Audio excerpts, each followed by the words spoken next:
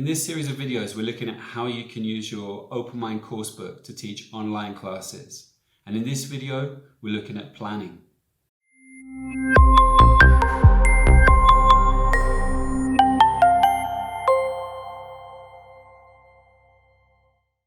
Mind Series is a highly communicative English course that develops both English language skills and life skills.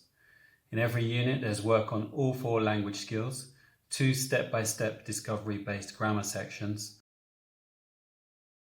2 vocabulary sections, pronunciation work, and a life skills lesson. There's also an emphasis on cooperative learning throughout the course. Obviously, using your coursebook in an online classroom is different, but there's no reason why our online classes can't be communicative, collaborative, enjoyable experiences for us students. Teaching online also provides some new opportunities. Courses can be more flexible, students can be more autonomous, and written exercises can be graded more quickly and more easily. To really get the most out of your OpenMind coursebook in online courses, it makes sense to divide your course into synchronous or live sessions and asynchronous sessions where students work individually or collaboratively but away from the live classroom.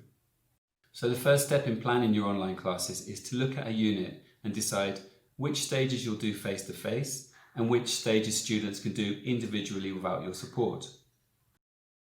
Live or synchronous classes are best for communication activities or interactive tasks. They're also good for giving and getting feedback, and also for maintaining the group dynamic and having students socialise with each other.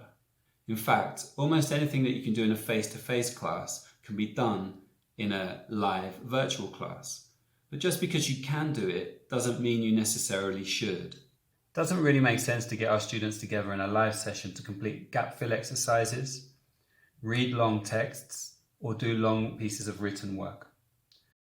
These kind of individual activities are better done asynchronously, outside of the virtual classroom. Obviously, as always with lesson planning, you'll need to keep in mind what the goals for the unit are and which activities are necessary for achieving those goals. You might need to think of ways to adapt the material so that it will work online, maybe by using digital or web-based tools, and perhaps by combining synchronous and asynchronous activities to break up the lesson sequences. In this example, one of the unit aims is to teach language to talk about days of the week.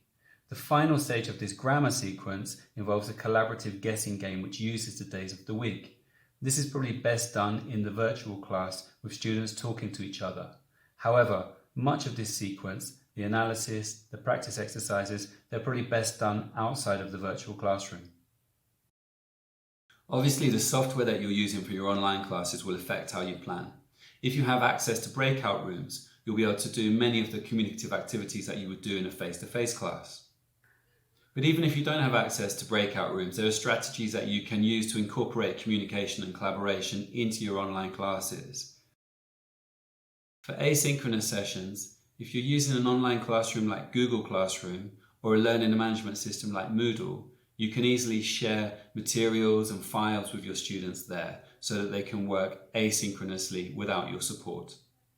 Finally, when planning your online classes with OpenMind, remember that there are already many digital resources that you and your students have access to. As teachers, you have the presentation kit, a digital version of the student's book with embedded audios and answers, quick access to the course videos, and an interactive whiteboard to which you can upload images,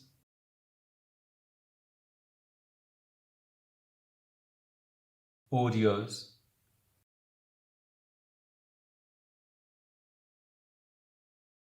and text to make your lessons more engaging. You have access to all of the course audio and video files, as well as extra worksheets which can be easily shared. Your students too have access to the course video and audio files so they can work on listening and video tasks asynchronously. Some students are using the online workbook so they can do extra language work and receptive skills work in their own time and get instant feedback. And for those whose students are using the digital student's book, monitoring asynchronous work is even easier. So hopefully there are some ideas there that you can use to plan your online classes with OpenMind. Remember that our goal is still for students to engage with language in meaningful ways. So you'll probably have to adapt the coursebook material into synchronous and asynchronous sessions to help students achieve their learning goals.